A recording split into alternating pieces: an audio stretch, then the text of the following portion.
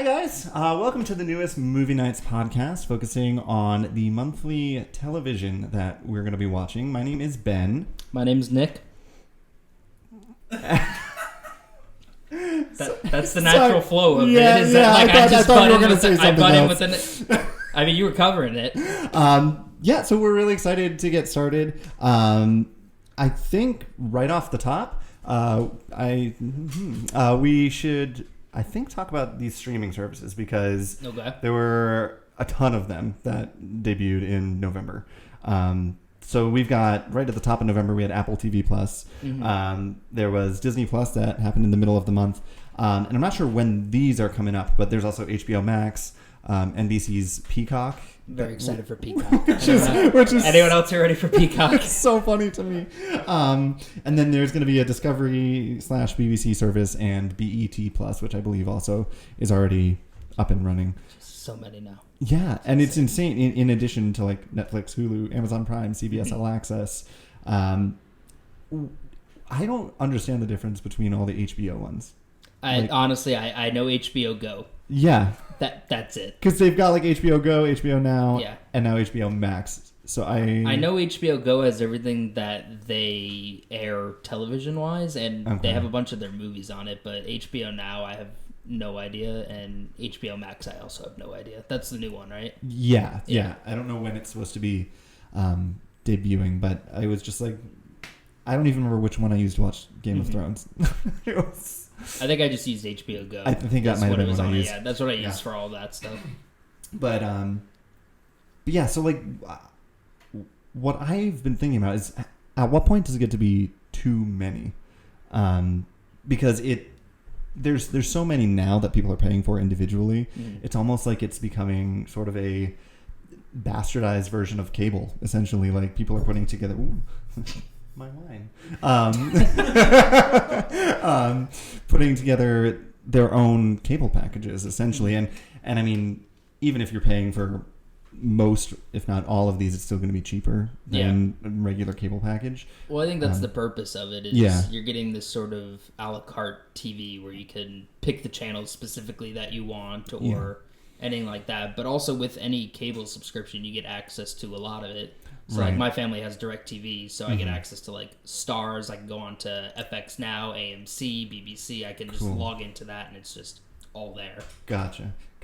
Yeah, because I was wondering if there's going to be kind of a bubble, like where this trend grows and grows and grows until the whole thing collapses because people don't want to pay for all of these services anymore. But I don't know, because like you said, it's kind of a la carte. Yeah, so. I mean, I guess it's that, and just there's only so many channels that are owned by so many companies. Right. Like, at a certain point, you just run out. Like, there's no reason for A&E or AMC, TLC. There's a Hallmark one. There's no... I mean, I believe that. They have all their Christmas movies on there.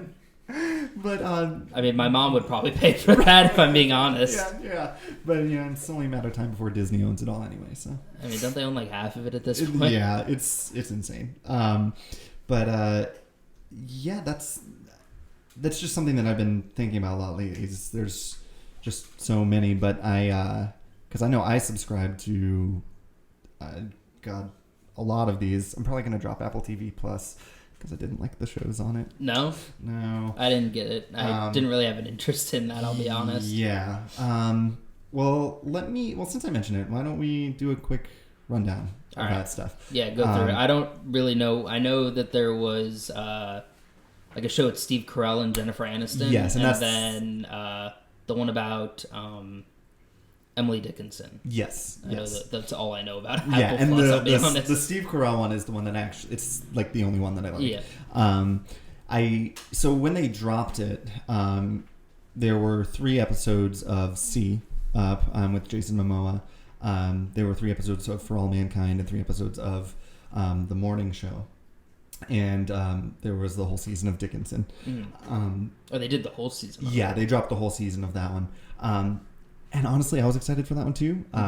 But I gave it 2 episodes and then I gave up because I was hoping it was going to be funnier. And it was slow. Well, was it like a modern take on Emily Dickinson? I've read like stuff about that. Yeah, it was like it took place in the time period when she lived, but the language was modern and it had modern music in it as well. So like The Great Gatsby with Leonardo DiCaprio? Yeah, very much in that vein.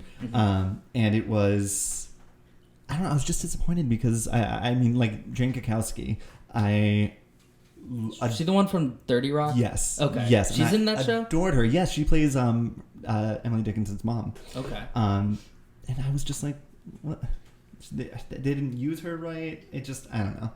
I was like, I give up. There's so much. Yeah. And I feel like that might be like a fault of mine. I'm just so ready to cut and run on stuff because there's so much other stuff to watch. I stick with it. I'm still trudging through Walking Dead. It pains me every day. Why? I got this far. I'm trapped. Fair. But with Dickinson, wasn't John Mulaney on it? I don't think I got that far because I didn't see him. I think he was on it. I think he played Henry David Thoreau, actually, for whatever reason. Yeah, no, I guess I didn't get that far. But yeah, The Walking Dead, wow. Yeah. That's really, yeah. Yep. Wow. Yeah, we can get to that later. Yeah.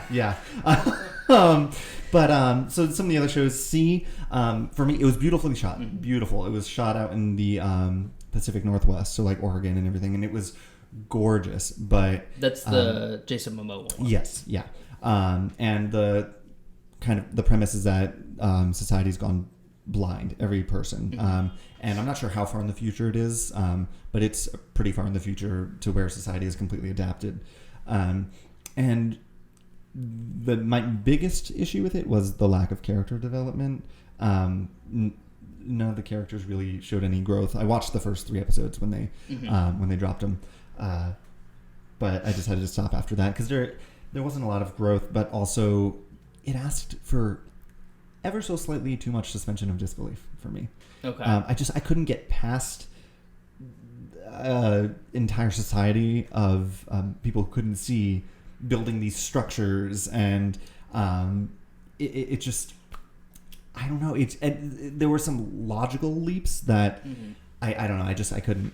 But see, like I felt the same way with that Sandra Bullock movie that was on Netflix, Bird Box. Yes. It was like that was the same thing as Quiet Place, but did a better job of the suspension of disbelief on that. So I could see like a whole society TV show about everyone going blind. Yeah. That being a tough concept to just because you want to try to blend the realism with it because it's not like something simple where it's just like, oh, it's a zombie or a vampire or whatever be it. Right. Yeah. And right in the first episode, there's a huge combat scene, which was another thing. I was like, I mean, it's Aquaman, so. Right. Yeah. But I was like, how, if no one can see, how do they know who they're fighting or like who they're killing? Did they like establish that their senses get heightened, like Daredevil or something? Kind of, but when the combat scene came, it's like right at the beginning of the episode, so they didn't really set too much of that. Oh, it's like the opening scene. Yeah, okay. Yeah, and so it was like, I was like, well, I don't. Yeah. I was like, all right. So I stopped watching that. They put the rest of the season. I feel like Jason Momoa would look very out of place in Oregon. Yeah, he has that like that mountain man type deal going for him, which I mean works for me. But yeah,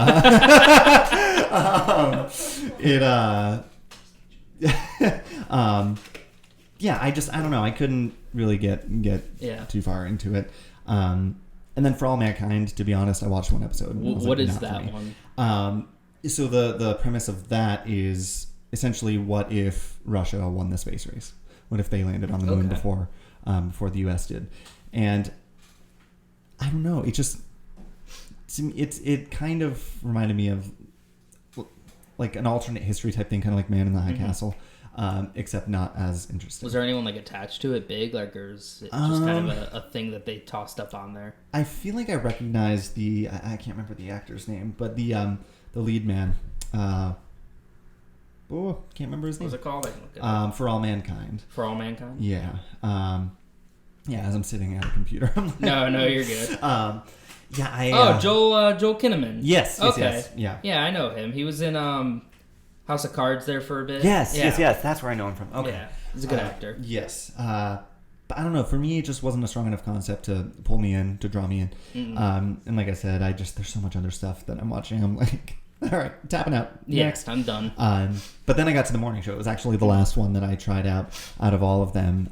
And I can't decide if it's objectively good or if it's a guilty pleasure. Is that the best one out of the shows they've launched? I think so. Okay, but not enough to keep you to keep with Apple Plus. Yeah. Okay. It's good. It's kind of like I'm trying to decide if it's trying to be a melodrama or if it's trying to actually take itself seriously and say something. Because the premise of it is that essentially it's the Today Show. Yeah. But Steve Carell's character has been accused of a Me Too situation, so he gets ousted.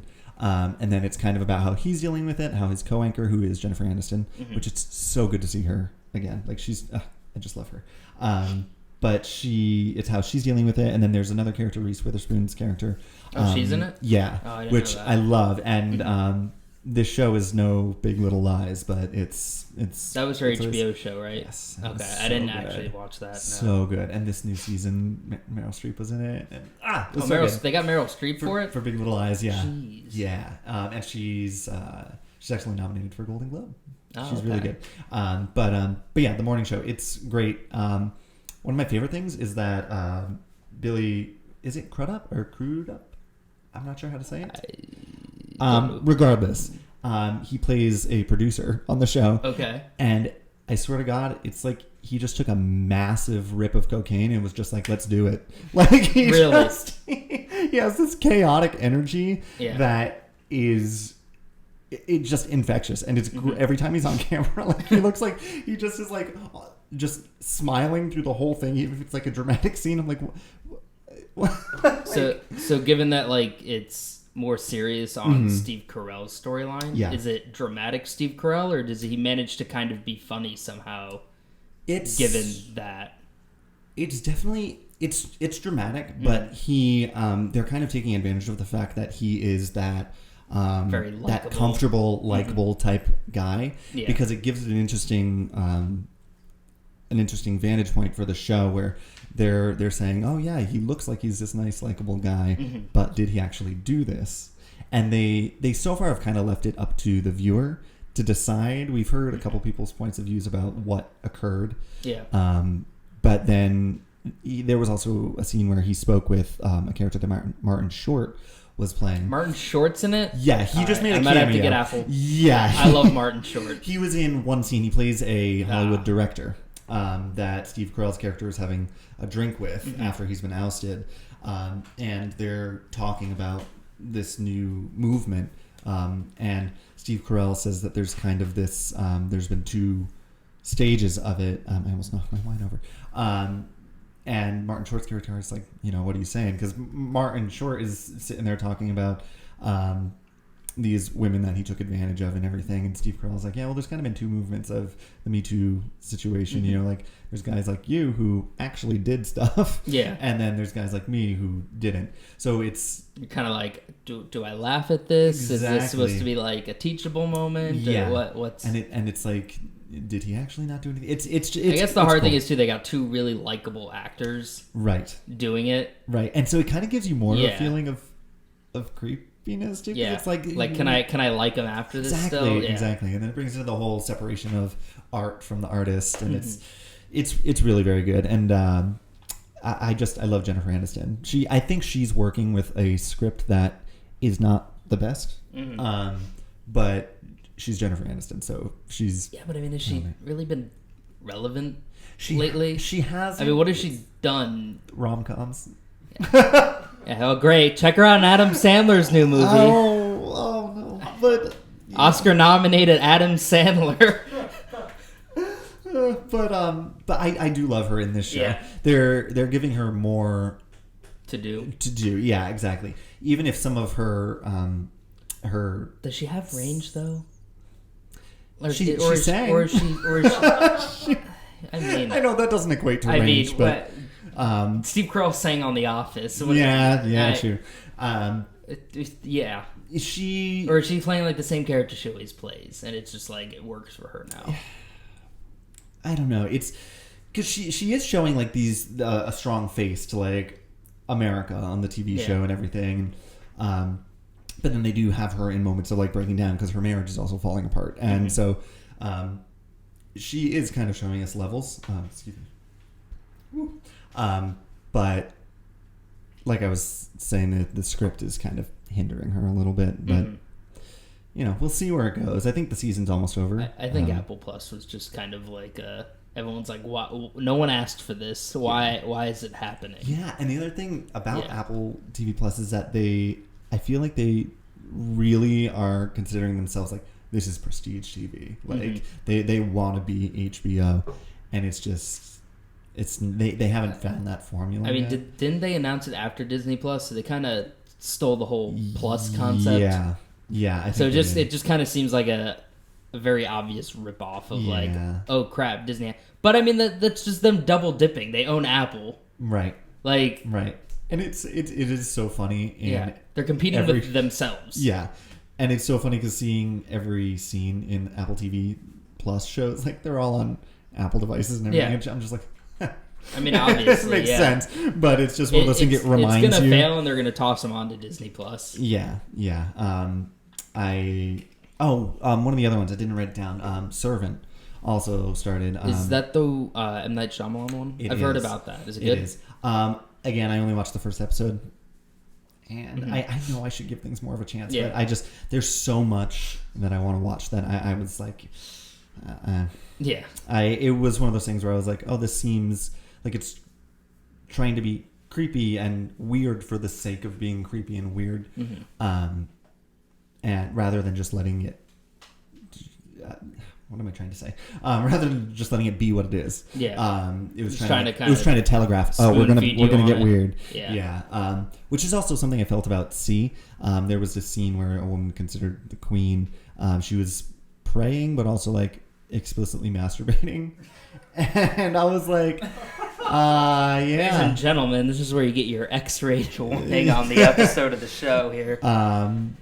It's like, why was that necessary? It's relevant. It's relevant. Entirely necessary. But the woman playing the queen is also playing Mrs. Coulter in His Dark Materials on HBO, which we'll talk about later. But it's so good. Who's the actress? Ruth Wilson. Ruth Wilson. Yes. Okay. Let me see. What else has she been in? But yeah, she's so good in His Dark Materials. Let's see. She was in Luther, The Affair. She's been around. TV actress. Yeah. Just kind of always popping up. Yeah, she's great as a villain though. But yeah, so that's my take on Apple TV Plus. It I think they thought they had a good idea, and it just didn't. Not that it was your goal, but you did not persuade me on Apple Plus. Yeah, I'll be honest with you. Yeah, no, I don't think I'd try to sell anyone on it. Honestly, the only one that would interest me would be Morning Show, but you're kind of like, that seems, I thought it was more of a comedy than like a melodramatic drama comedy. It has the comedic you have comedy actors in it. Right. Naturally, but still. Yeah. There's so much other stuff to watch. I was going to say, if that's the only show that would attract you to Apple TV Plus, I'd say pass. Well, that and Snoopy Goes to Space, the Peanuts TV show that they just launched. I know about that one. That one almost got me to buy it. And there's this other show. It's definitely meant for kids, but it's like I can't remember the name of it, but it's kids. Oh, is it the weird, creepy, like claymation looking one? Maybe I have to get it something else. It like takes place in a library, and the kids like go on adventures and stuff like that. Definitely meant for kids. But my husband is so excited about that one. But I was like, nah, that's fine. Not super into Snoopy Goes to Space. Yeah, Apple TV Plus. Check it out. See you there. But yeah, I would say if Morning Show doesn't draw you that much, save the $5 a month. That's fair. That's a bunch of McDonald's right there. Yeah, not really. Like 2 McChickens. That's how I have to look at money. It's just through food, content, or McChickens. Yeah, exactly. Literally it. Let's go on to the better plus though. Agreed. All right, take front on this. Okay. Where do you want to start with? I've watched a lot of stuff on it, so me too. Pick a starting point. Okay, so Well, it launched November 12th. So we've had it for almost a month now. Yeah. And it's so funny how large its library was, because I was subscribing to both Apple TV Plus and Disney Plus, and Apple TV Plus must have maybe 5%, probably less of the. You just volume. walk in and it's just 4 pictures of the TV shows. You're like, which one do you want to watch right now? And Disney Plus, it's like, oh my god, can I even dive deep enough to see everything? You cannot. I found Mr. Boogedy on there. That is a very obscure movie that I remember seeing once as a child, and the image of the creepy man in a coat just engraved itself in my mind. And I was watching, scrolling through. I'm like, what? Yeah, it was just like a weird nostalgia bomb. Yeah, there's so many There's so much. Yeah, I'll see the DComs come up, and I'm like, oh my god, Phantom of the Megaplex. I was like, that's a great movie. Oh my god, that's a great movie. I was like, but we're here to talk about TV shows. That was true. True. Got us talking about Mr. Boogedy back there. I don't know what you guys are trying to do. But one of the things that I found interesting was that I rarely, if ever, rewatch movies or TV shows. I do it almost religiously. Just because like I was saying, there's so much that I want to see that I haven't seen. I top it right on top of it. Yep, it's just it just keeps coming. Yeah, so it's fine. That wasn't a huge draw for me. I know for a lot of people that was the shows from the 90s and all that stuff. That was a huge draw for a ton of people. But for me, the bigger draw was the new stuff. Okay. And I think they're killing it with the new stuff so far. But what I think one of the things I love the most is that they drop stuff weekly. Yes.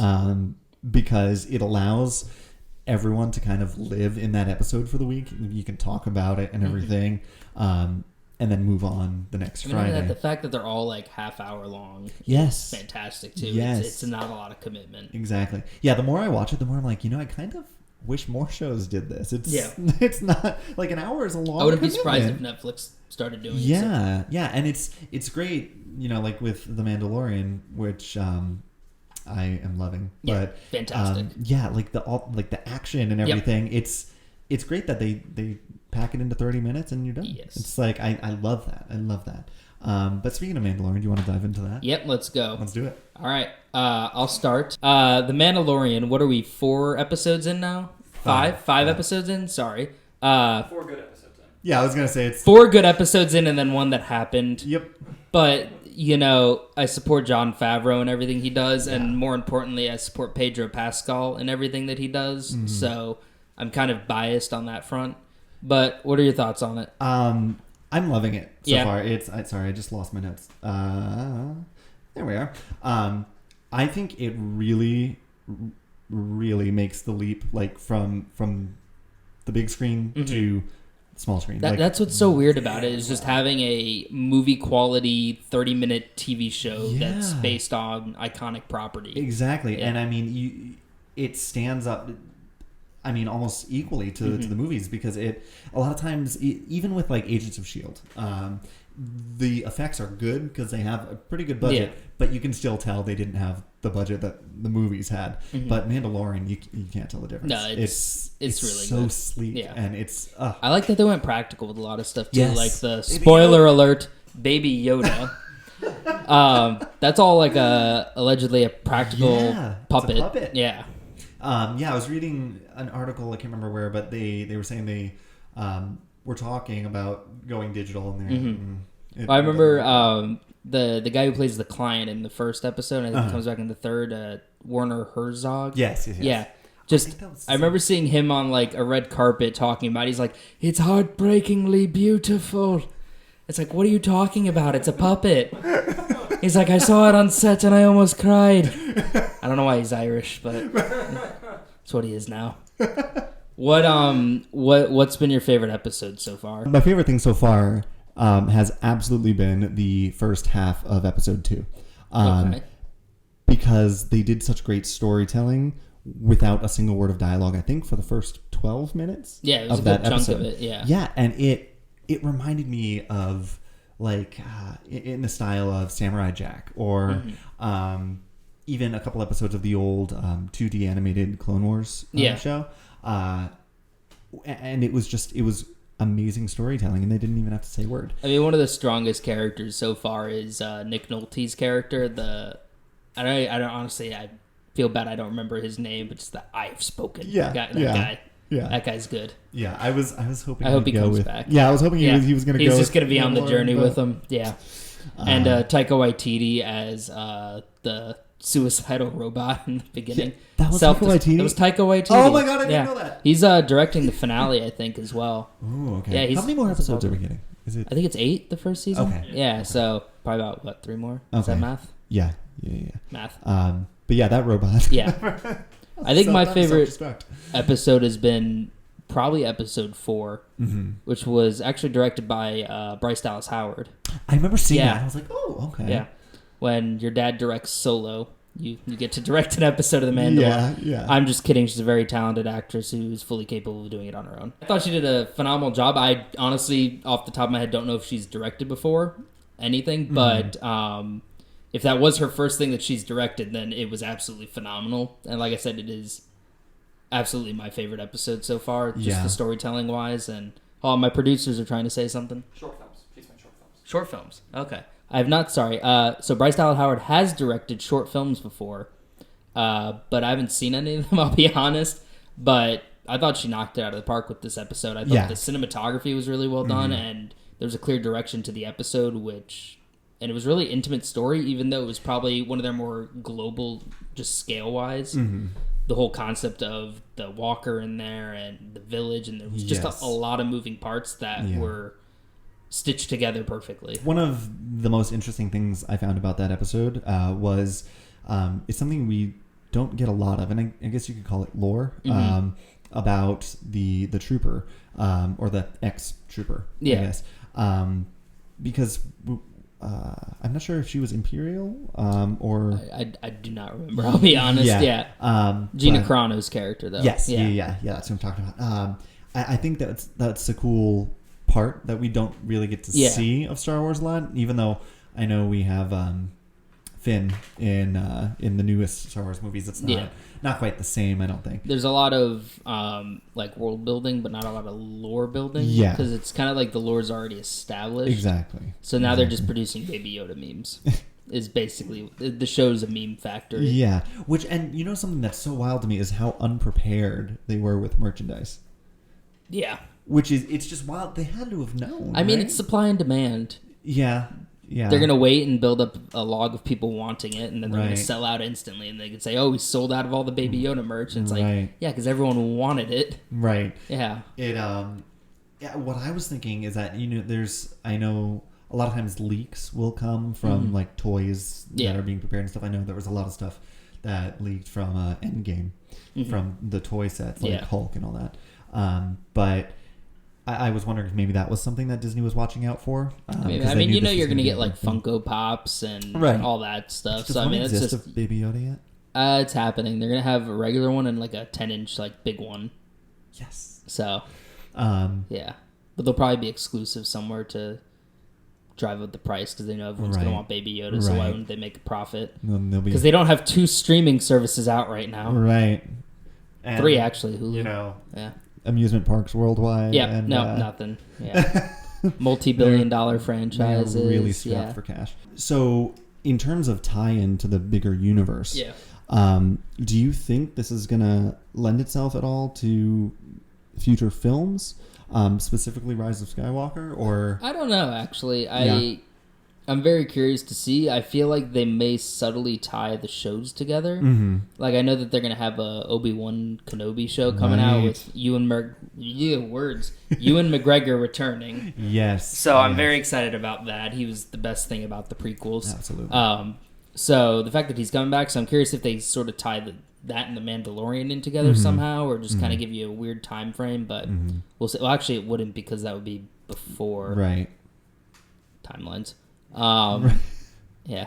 We'll see what happens. I don't think it's going to have any movie implications, though. Yeah. I think they're going to wait till, like, the Marvel shows start coming out, till they really start, like, you need this if you want to go see the next thing. Right. Because they've already implied that, WandaVision is going to lead right into... everything. Loki, WandaVision, Falcon Winter Soldier, everything's going to... All the shows are going to be bounce back. Like they used to say, it's all connected. Exactly. yeah, it's. But speaking of tying in, I guess because we don't know, but the that character that we saw at the end of the 5th episode, kneeling by Ming-Na Wen's character. I think it's all a misdirect. You think? I don't think it's anyone. Okay. Yeah. Because I saw a. Well, I mean, obviously, there's rumors flying left and right. Yeah. That it could potentially be Cad Bane from Clone Wars. Is she the one that has like the? It's a guy. He's blue. He wears like the big cowboy hat. He has the 2 like respirators.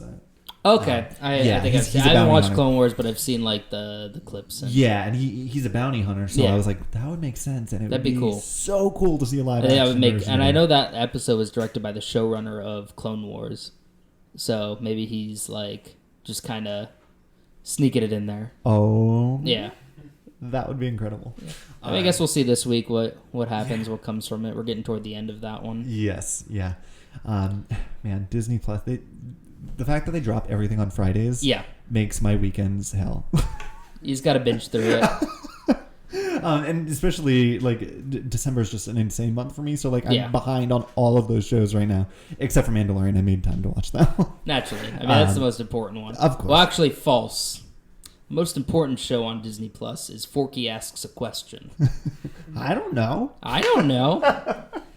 Have you watched those? Yes, and I'm obsessed. They're fantastic, aren't they? Yeah. I mean, the last episode we got Carol Burnett and Betty White. And Mel Brooks. And Carl Reiner, yes. I was like... It's fantastic. Which they were all in Toy Story 4, right? So they were very briefly. They were roles. Setting up this. This was their grand entrance. Yes.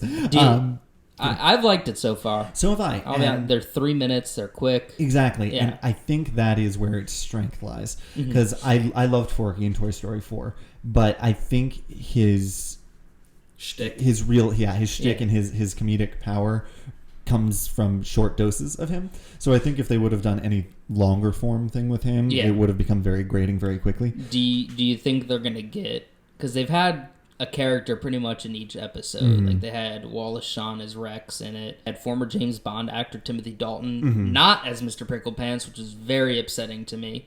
But it's fine. I'm not upset about anything.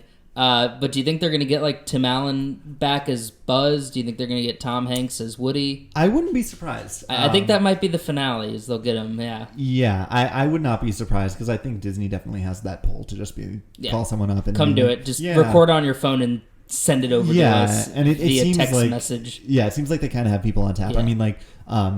for example, like Ming-Na Wen, like I was saying, like she's been working for Disney forever, and I mean, and she did Mulan, so it's like Taika Waititi, you want Thor 4? Come direct at the finale of Mandalorian. Yeah, exactly. They're just puppeteering here. Yeah, exactly. What else Disney Plus have? Oh my God, there's so much.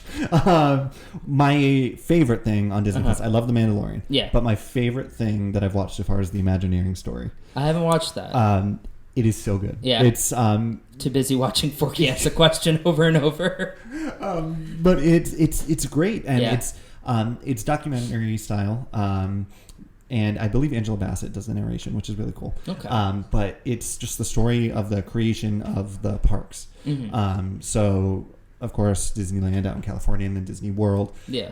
And then they started talking about Tokyo and China and Paris. And, it's phenomenal, and they restored a ton of footage from when they were creating the original park, and it's so cool to see all that stuff. And like in one of the episodes, they took you inside the Matterhorn over in California, and there's just so much behind the scenes stuff. It's really really cool. It's inspiring. Yeah, it's inspiring to see the creativity that these people have, and kind of. I mean, it's one of the biggest things in the world. Yeah, and there's one guy that worked on Haunted Mansion. It's a Small World, like all of those iconic rides, and just the creative genius. Well, it's like how like the Sherman Brothers wrote the Sherman Brothers wrote a lot of the original music. And right. It's just one group, including my favorite Mary Poppins. Yeah, you like Mary Poppins? Oh, I love Mary Poppins. Yes, I have a Mary Poppins tattoo actually. Oh, really? Yes, and that's how my husband and I met, actually, doing that show.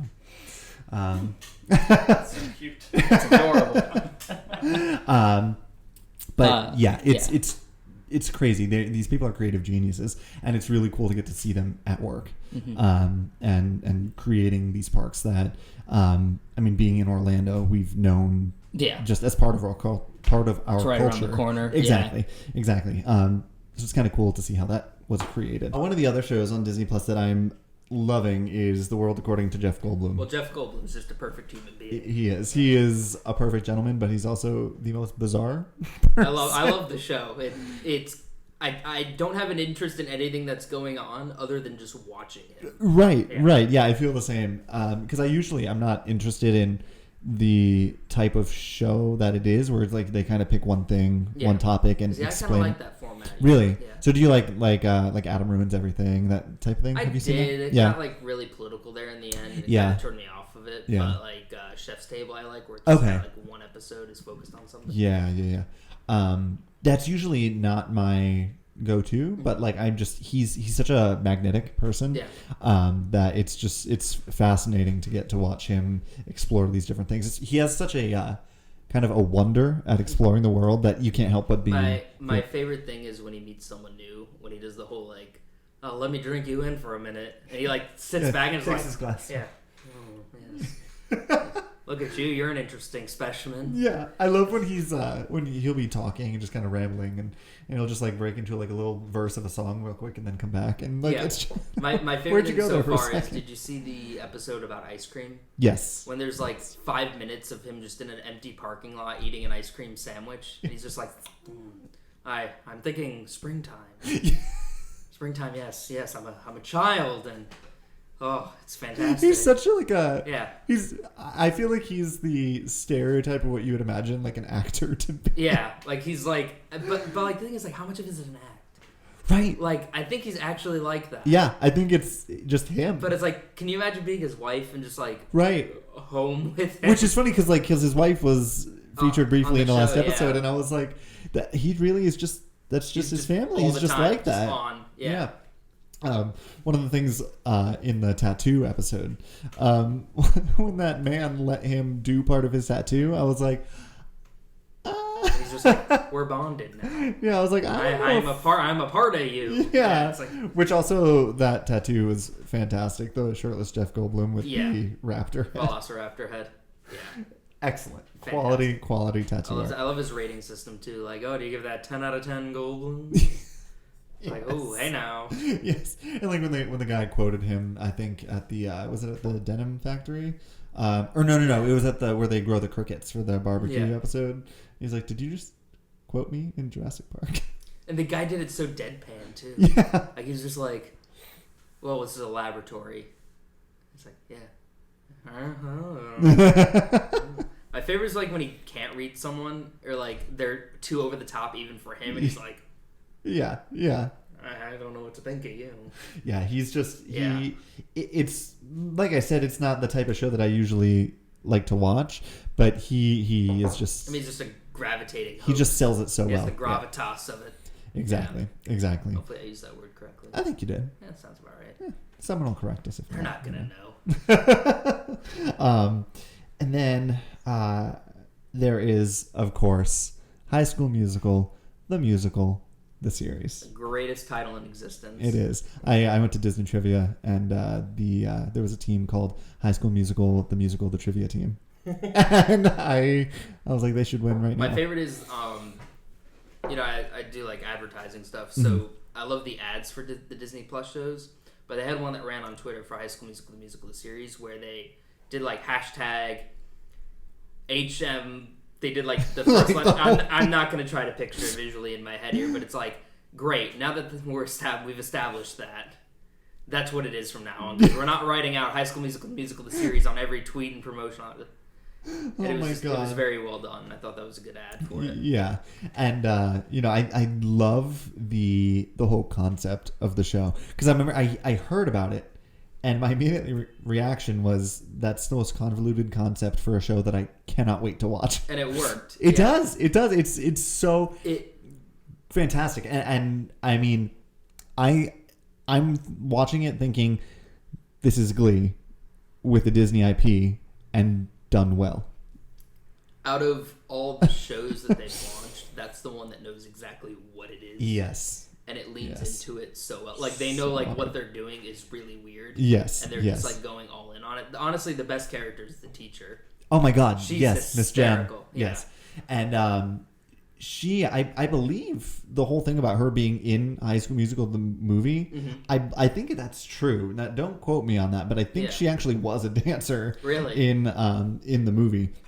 Like the actress who plays the teacher. But see, like, my only thing with that show is I don't like any of the main characters except for the teacher. Yeah. All the side characters are fantastic, but like if you want to count, when I say main characters aside from the teacher, I'm talking about like the main 4 kids. Yeah. There's the girl who wants to be Gabriella, the like stereotypical jock kid, and then the main chick and the main dude.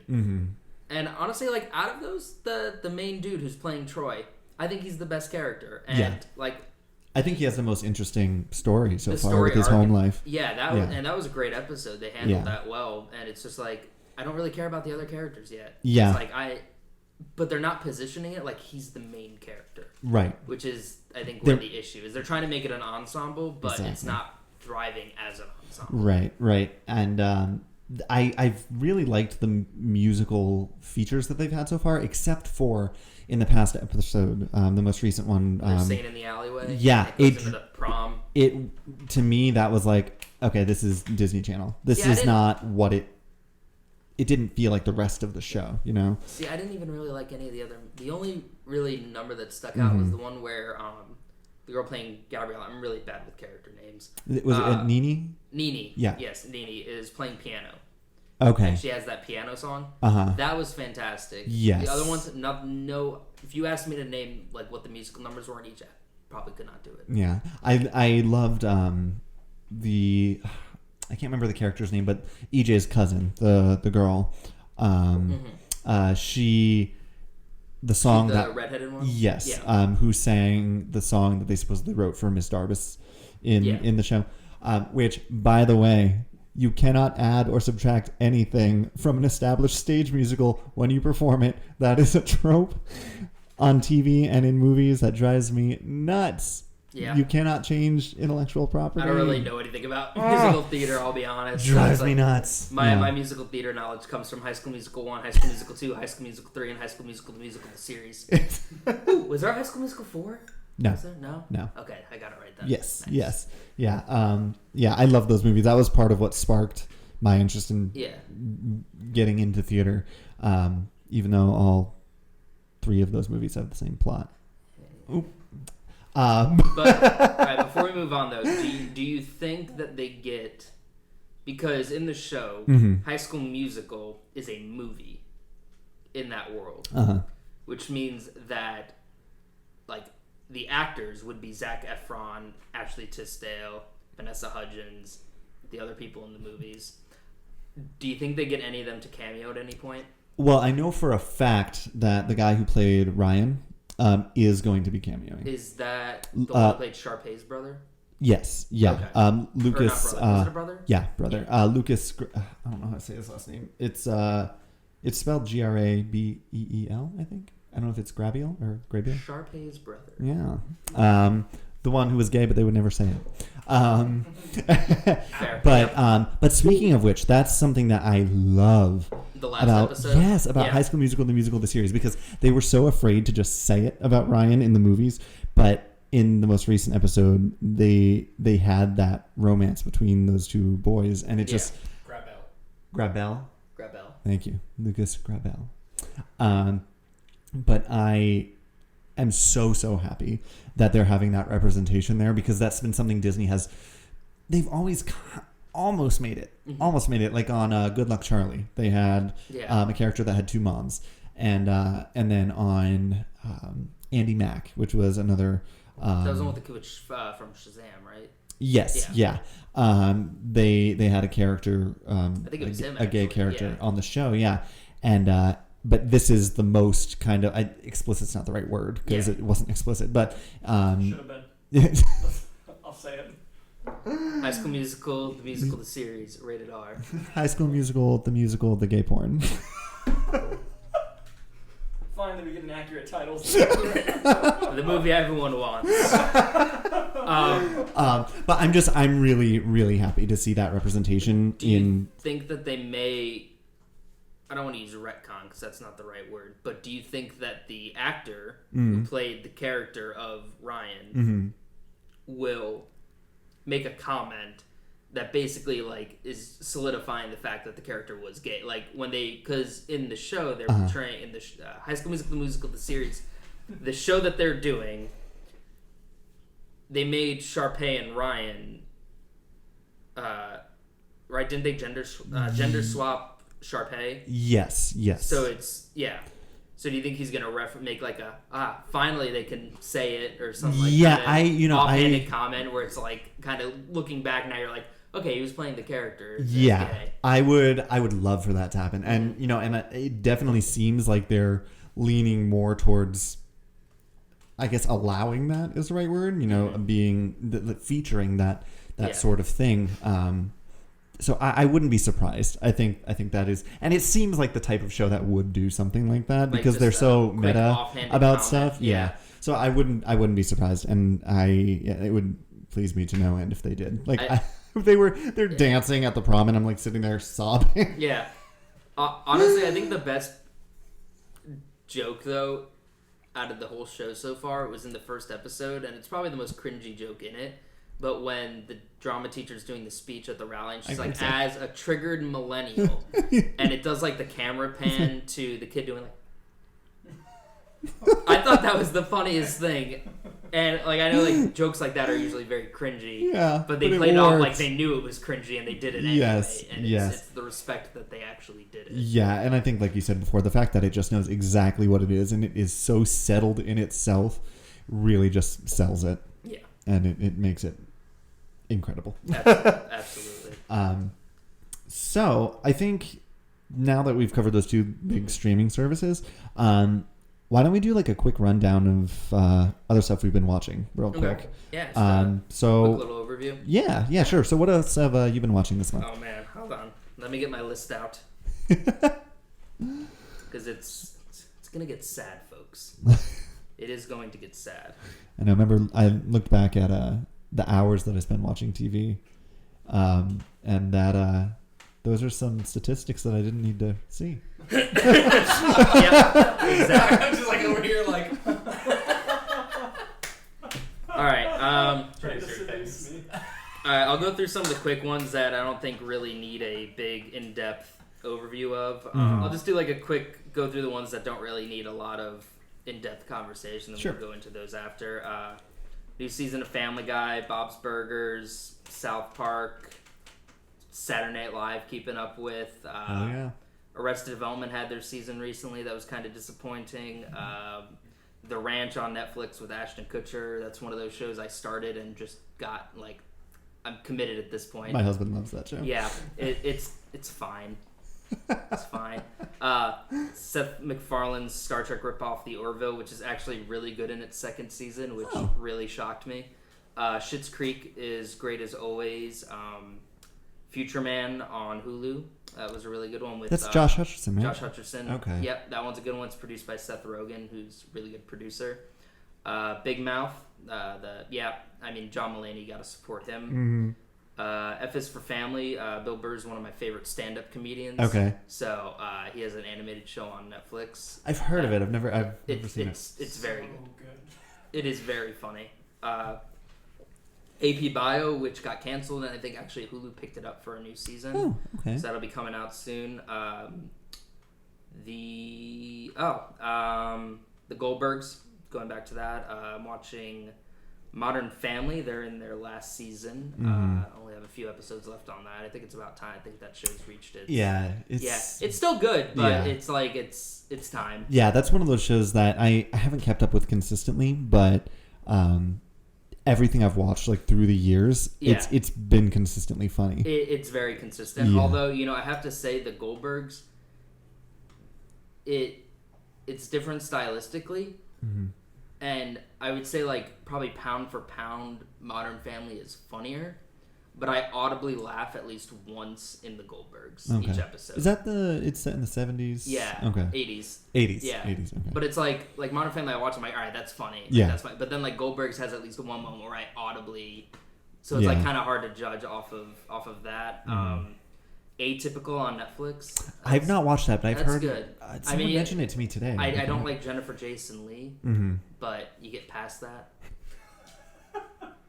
I don't like her as an actress, but like the show itself is good. How many seasons in is that? I think they just had their third. Okay. Yeah. The Kaminsky Method with Michael Douglas and Alan Arkin is absolutely hysterical. And I recommend that to everyone to watch. I need to put that on my watch list. That is, it's good. They just had their second season. Oh, I can catch that. And Younger is that with Sutton Foster? Yes. Okay. It's a guilty pleasure show. That is so funny to me. So the story with that is I was over at my friend's house and his girlfriend started watching it, and then we all just got hooked watching it. It's that's what happens. It's written like a soap opera where you're just like, all right, I have to watch. Like, what's happening? Like, I need to get answers here. Yeah. But yeah, is she a theater person? She is. Yeah. She's a big Broadway person. She's actually going to be in The Music Man on Broadway next year. She's going to be Marion the librarian. I think next year she'll be starring alongside Hugh Jackman in The Music Man. So should be interesting. It's actually kicking Beetlejuice out of the theater that it's in. Is it really? Right now, which I'm upset about. Hopefully I can get up there to see that before. Beetlejuice, I've heard good things about. Yes, me too. I actually have a friend who's in it. Oh, really? And is he Beetlejuice? Yeah, he's not. He's in the ensemble, but okay. Yeah, it's kind of sidetrack, but yes, she is a Broadway person. Yeah. She was in Anything Goes, Shrek, Little Women. She was in Shrek. She was Fiona. She was. Just. I watched 10 minutes of that on Netflix, and I'm like, I can't do this. And it's so funny. I love that musical. It's so ridiculous, but it's one of those ones that it's so self-referential, and it also like just kind of lays into like other musicals. Yeah, it's great. They have a big Les Mis reference, and it's a very self-aware thing. Oh yeah, right. I may have to give it another shot. Yeah, and the music is good too. Janine Tesori is a great composer. Living with Yourself, Paul Rudd. I've not watched that. No. I heard that it was like. I thoroughly enjoyed it. Oh, okay. Okay. BoJack Horseman. Never watched a single episode. That TV show gets you in like a dark place.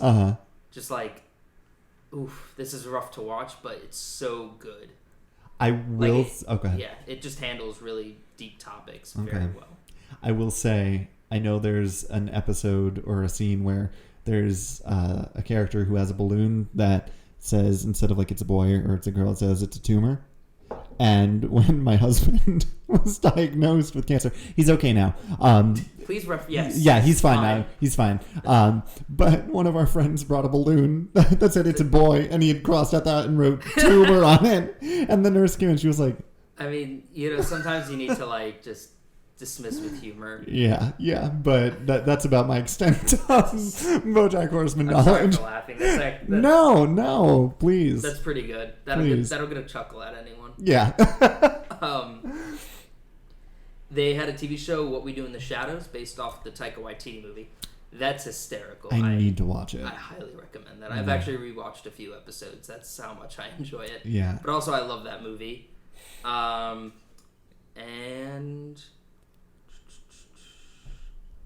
that's really for like the big stuff before we get, or the little stuff until we get into like more deep conversations on stuff we've mutually watched. Yeah. And it's not really new, but I have discovered Letterkenny on Hulu.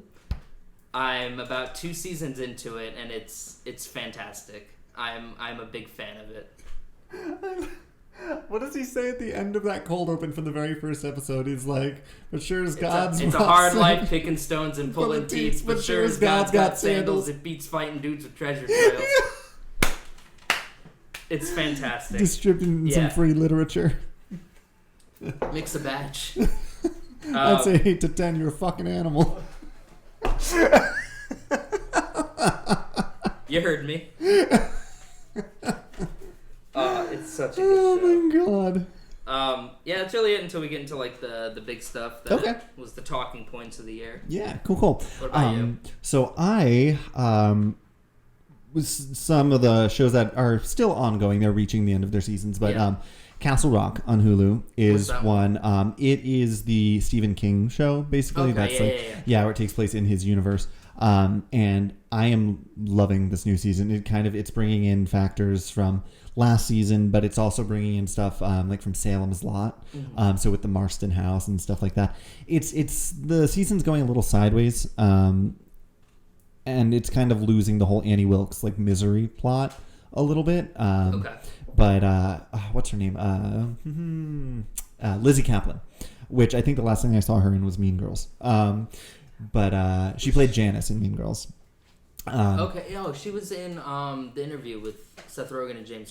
She was the agent. Yes, she was. But she's playing Annie Wilkes, who most people know the character as having been played by Kathy Bates. She's the one that breaks the person. Spoiler alert, breaks their legs. Yeah. And it's, spoiler alert, it's been out for years. Yeah, you've had time. Catch up, you know it. Bruce Willis is dead the whole time. But her whole thing is, like, I'm your number one fan. That character. I can see her taking a new take on it. She's so good. Yeah. She does a really nice job of bringing her own stuff to it, but also incorporating some of Kathy Bates' characterization. Look differently entirely. Like her and Kathy Bates don't really look a lot alike, but I can see her getting to that place. Yeah, and it's interesting to try to figure out like where this falls in the Annie story, like because the show takes place in 2019, but it's in the Misery timeline. It's like, is this supposed to happen after Misery or before? I believe Annie is killed in Misery, the movie. I don't remember offhand. But I'm not sure if in the book she does, because a lot of the stuff in the show is based more off of his books than the movies. So is it kind of like, did you ever watch the show Once Upon a Time? Yes. So is it kind of like that, where it's just like a Stephen King universe in a town? Not so much. It's more so an original story that has references. Some of them are a little on the nose. Like there was a character in season 1 named Jackie Torrance. Okay. Which I was like, guys. I thought that, yeah. But like for example, it takes place in Castle Rock, which is one of the towns that a lot of Stephen King's books and stories take place in. But like for example, the other character offhand mentioned, an incident with the dog a few years ago, referring to Cujo. Yeah. So it's stuff like that the just clown makes it. In the sewers. Yeah. Well, they have had references to Derry in the season, so I'm like, hopefully come on, it. Yeah. But balloons floating everywhere. Right. So and they actually in season 1 they had a group of people traveling in an RV that was, I believe, a reference to the True Knot that we saw in Doctor Sleep. I didn't know about. Vampire people. Yeah, that they feed on kids with The Shining, which I didn't know about them until. I call it The Shining. But yeah, it's really good. But I'm hoping it. Oh, and actually, I'll wrap up Castle Rock here. Yeah. But they have the guy who plays the lead in The Shawshank Redemption. What is his name? I'm forgetting his name. Tim Robbins. Tim Robbins, yes.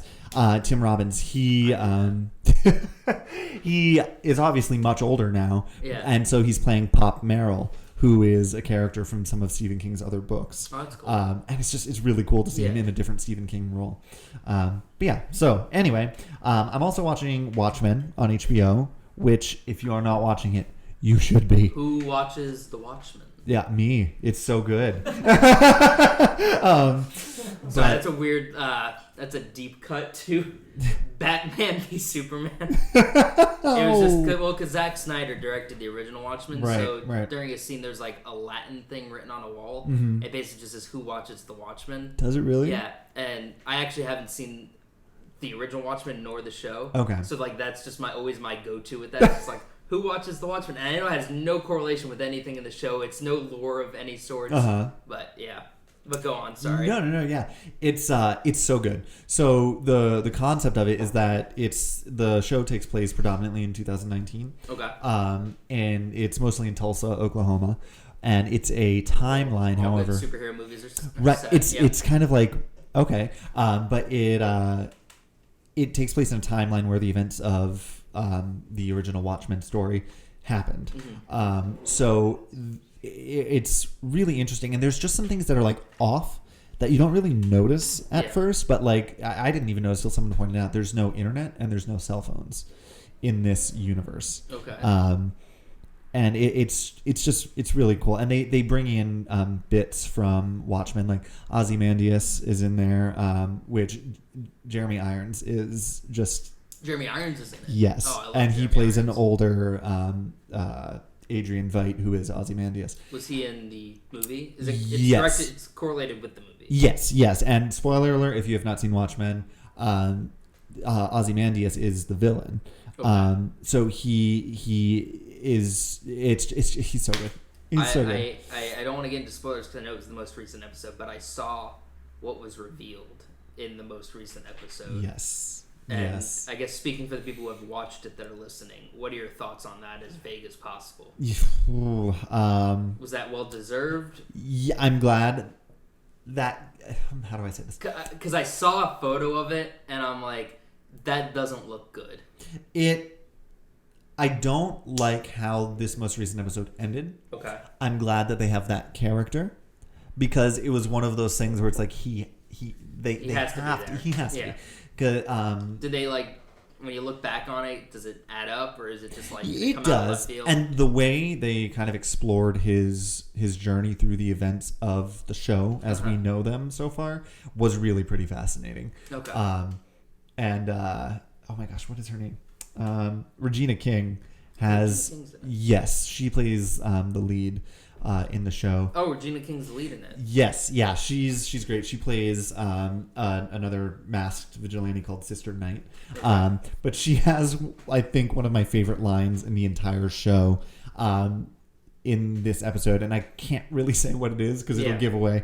But holy shit, it's hilarious. So it's kind of like almost like a comedic reveal. Oh my god, yes. Yeah. But it's just the show is so well constructed, and do you need to watch the movie before watching the show?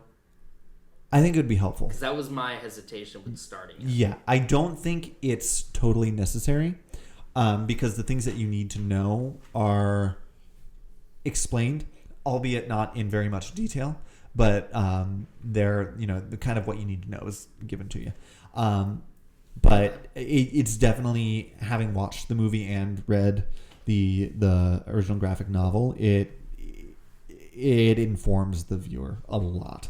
And one of the other cool things that HBO is doing is in the graphic novel at the end of each issue, they would have like excerpts from a book that one of the characters had written, things that just kind of like added to the story. To it. Yeah, and they are doing an online thing called the PDpedia, which they publish like articles or documents from like in universe that just kind of give you more detail from that episode. Okay, that's cool. Yeah, so it's pretty cool. But yeah, they're doing a absolutely incredible job. I think 5th episode is one of the best episodes of television I've ever seen in my life. That was the most recent one. No, it was what is the name of the episode? It was a flashback episode, essentially, where one of the characters has taken a drug called nostalgia, that people can store their memories like in pill form, and they take someone else's, which you're not supposed to do. And the transitions and just everything about it's phenomenal. It is so phenomenal. I'll have to check it out. I definitely want to watch the movie first, though. Yeah, I would if you can, I would suggest doing so before you dive into the show. But another one that recently wrapped up was American Horror Story, the most recent season. That was an 80s like kind of slasher. It was. Right?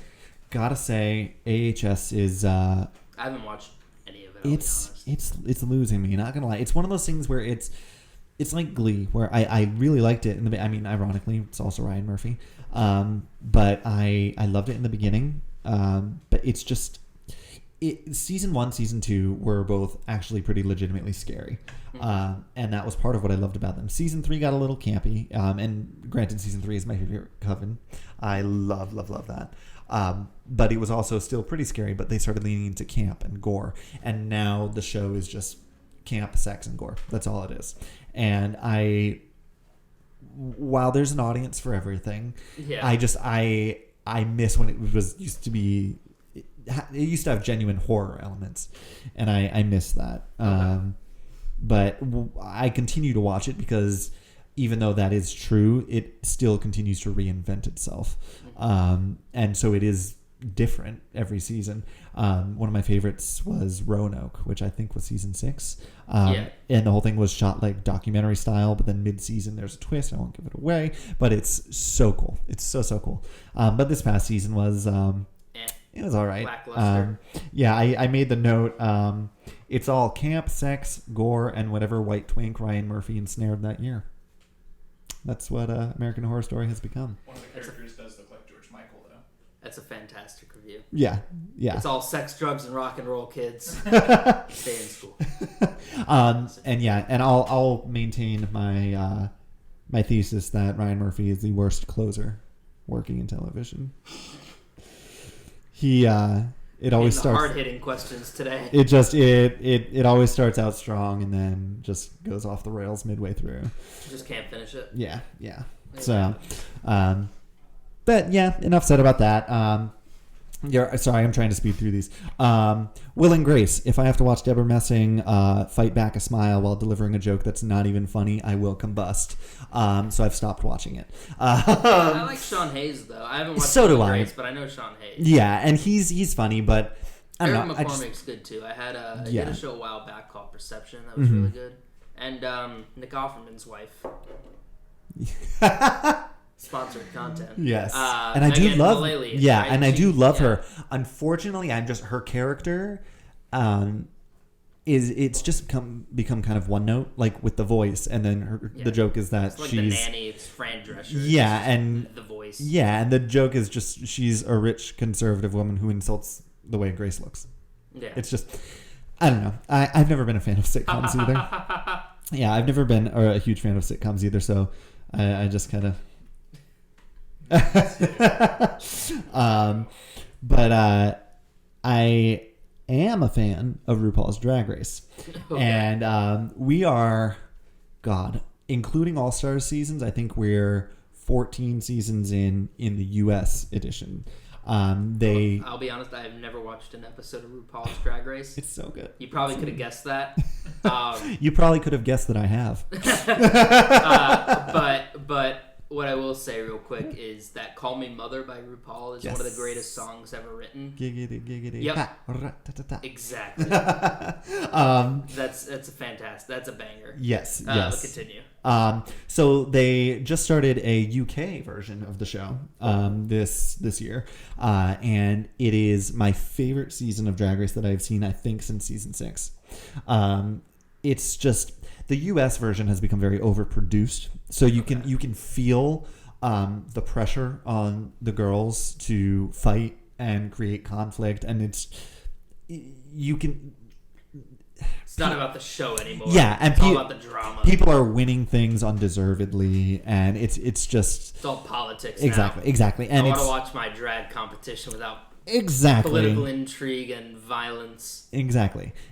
So I really love the UK version because not only are the queens a little bit messier, which makes it more fun, but it's just it was more real. Okay. And they actually took it seriously. And you couldn't feel the producer so much in the show, but also it's a different brand of drag too. I wouldn't say like one is better than the other, like US drag versus UK drag, but it's a completely different style, and so it was kind of cool to see that get a mainstream platform just like US drag has gotten, especially with the transition from Logo to VH1. It's now a little more mainstream, but yeah, it was phenomenal. What is Logo? I'm not familiar with that channel. Yeah, it was is essentially the gay network. That confuses me because I've seen Logo on it, but everything that I've watched on that channel has nothing to do with that. If you watched on Logo, I am 99% certain I have watched Batman and Robin on Logo.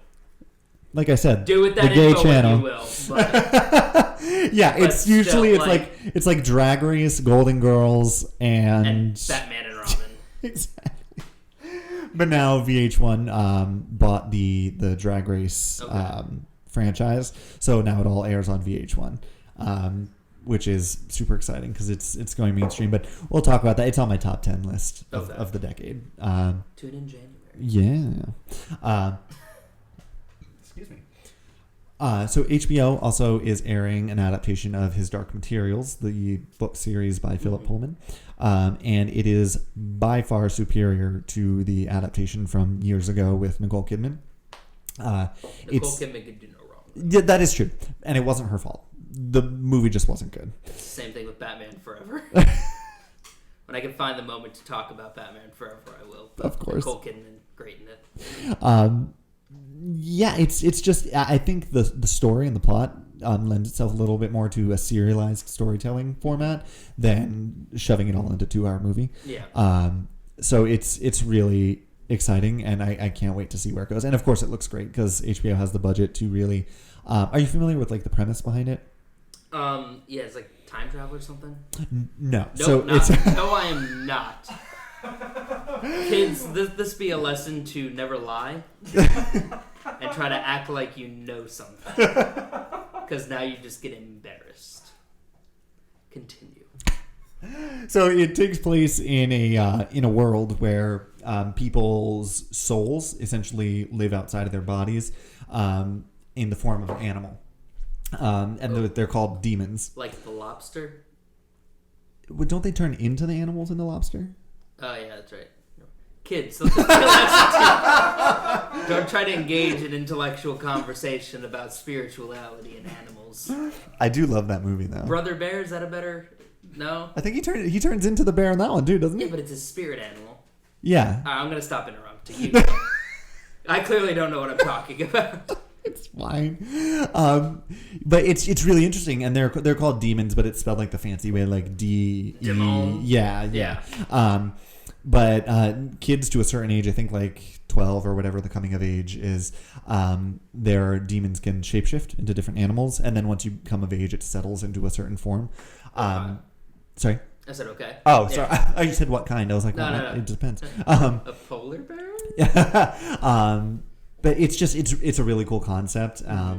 But I'm sure it'll stir up some controversy at some point because the books did, because it deals with real heavy religion stuff. Of course, in an allegorical way, but it is really interesting. I can't wait to see where they go with the show, if they go the same way that the books did. But yeah, so Marvelous Mrs. Maisel is back too. I haven't had a chance to watch it because I have had a hell of a weekend. Season 3, right? Yeah, season 3, and I cannot wait to watch it. Isn't Zachary Levi in that show? He was in season 2. I hope he comes back for season 3. But I find that show so charming and so endearing and laugh out loud funny. She's won a bunch of awards for it. Rachel Brosnahan is genius as that's what I've heard. Midge. I haven't got the chance to watch it. Yeah, she's so good. So I can't wait to go back and watch that. Tune in January to hear what I thought. Keep up. So let's touch on some of the stuff that we both watched. So how about The Good Place? Yes, The Good Place. Yeah. Starring Kristen Bell. Yes, and the other cast of people. Ted Danson. Yes. So it is the final season. Yes. What have you thought so far? I've liked it, but I will say, to me, it feels like the characters are the characters we know, but it doesn't feel like the show we know. Yeah.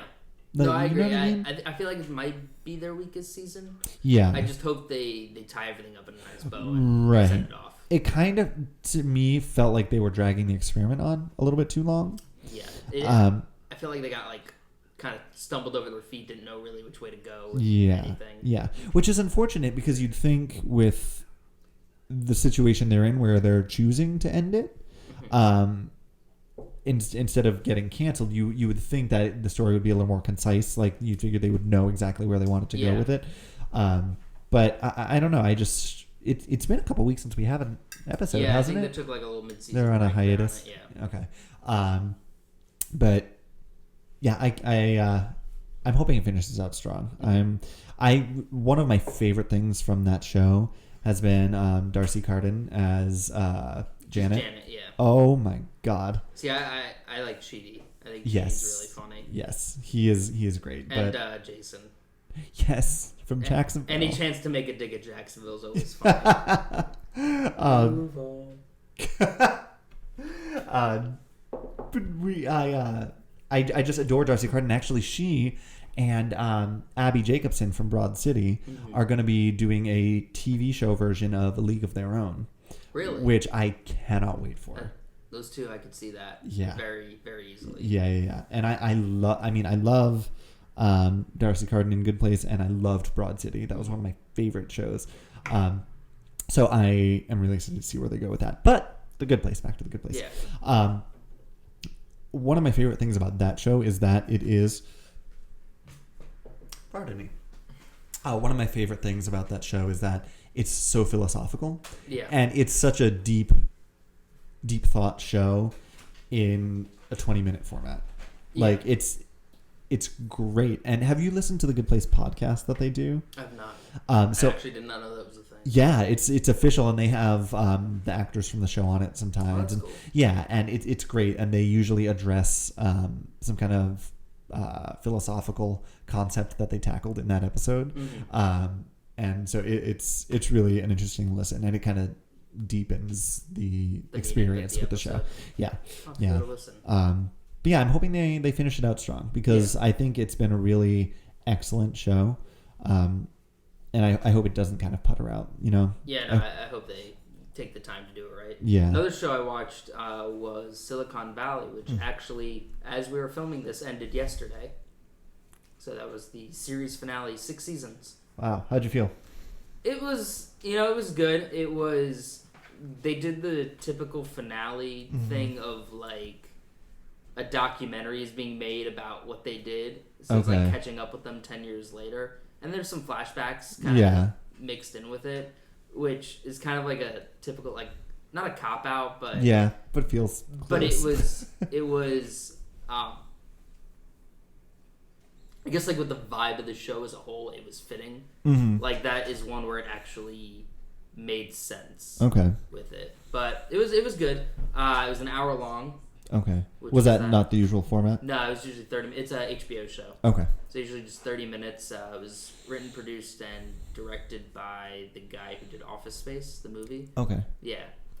So that ended. It's got, Kumail Nanjiani, Zach Woods, Tom Middleditch, all those actors in it. Gotcha. But it was good. It was not the worst finale I've seen, not the best. I watched and I was satisfied with it. Yeah. I thought everything was true with everything that happened. Yeah, it was good enough. Yeah, it got the job done, I guess. Yeah. Yeah. Yeah. Didn't ruin the show. Yeah. Like How I Met Your Mother or something like that. Game of Thrones.